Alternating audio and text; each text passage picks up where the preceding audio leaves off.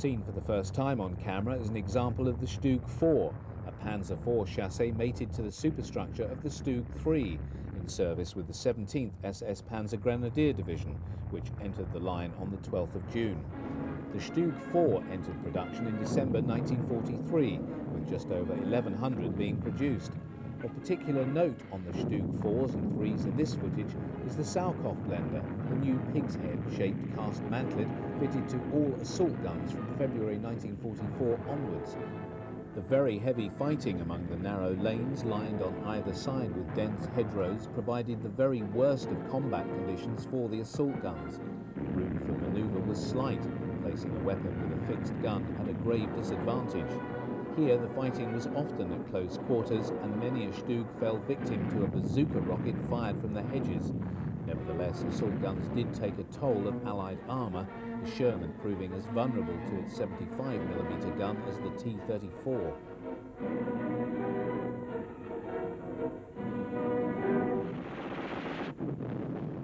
For protection, many Stug crews dug a hole in the ground and then employed their 23-ton charges as shelters by parking them over the cavity. Even at the height of the fighting, assault gun crewmen who distinguish themselves in action are awarded the Iron Cross by their commander.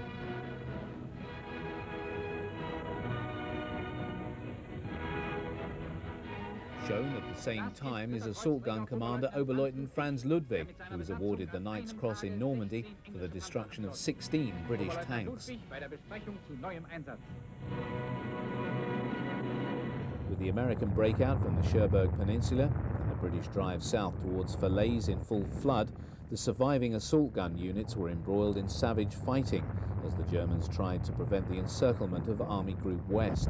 Here, a number of Zimmerit-covered Stug 3s are cooperating with a number of Marder 3 self-propelled guns and have succeeded in brewing up a British Achilles tank destroyer.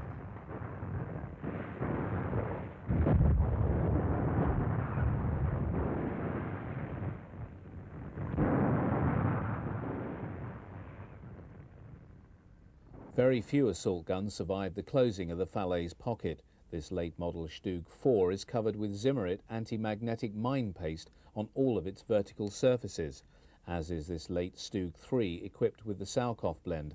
A catastrophic explosion has blown its roof off.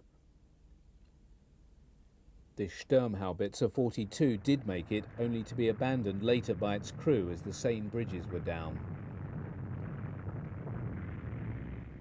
Stugs are operating with Panther medium tanks. When fire is opened on the US forces, most of the armoured vehicles do so from under the cover of woods.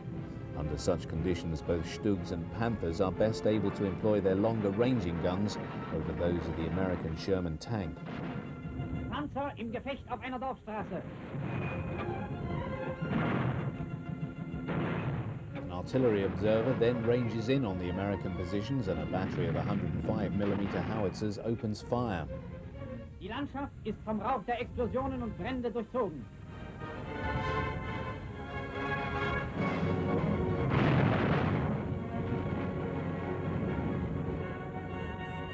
Underneath the barrage and using the smoke as cover, infantry make their way forward towards the American positions.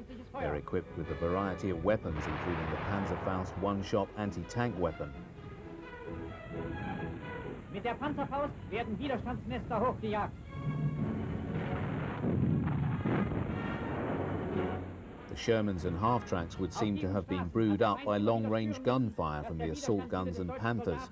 At least two of the M4s have suffered internal fires, the intensity of which has burnt off much of their paint and reduced the rubber on the road wheels to ash.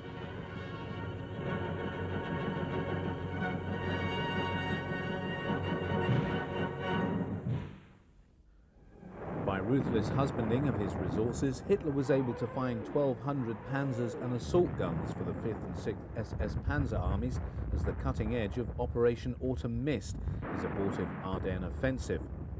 When launched on the 16th of December, the Allies were taken completely by surprise, and the Germans initially succeeded in making rapid progress against units of the US First Army.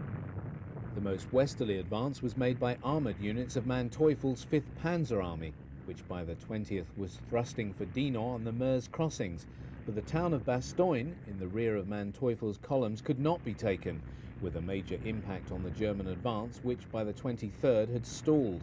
On the 26th, the US Third Army, counterattacking from the south, relieved Bastogne, and the low cloud which had grounded Allied air power for nearly 10 days cleared. British and US aircraft now launched withering strikes on the naked German armoured columns, with the consequent destruction of many tanks and assault guns. By mid-January, the surviving German forces had pulled back to their start lines. Some 600 panzers and assault guns had been lost. A second German offensive, codenamed Operation Nordwind, opened in Alsace on New Year's Eve 1944.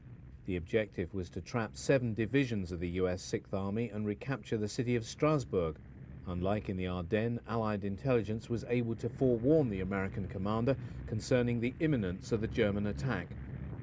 Assault gun units were involved in the very heavy and bitter fighting, but within 3 days of the start of Nordwind it had been brought to a halt. German losses amounted to some 25,000 men, and even further losses of panzers and assault guns.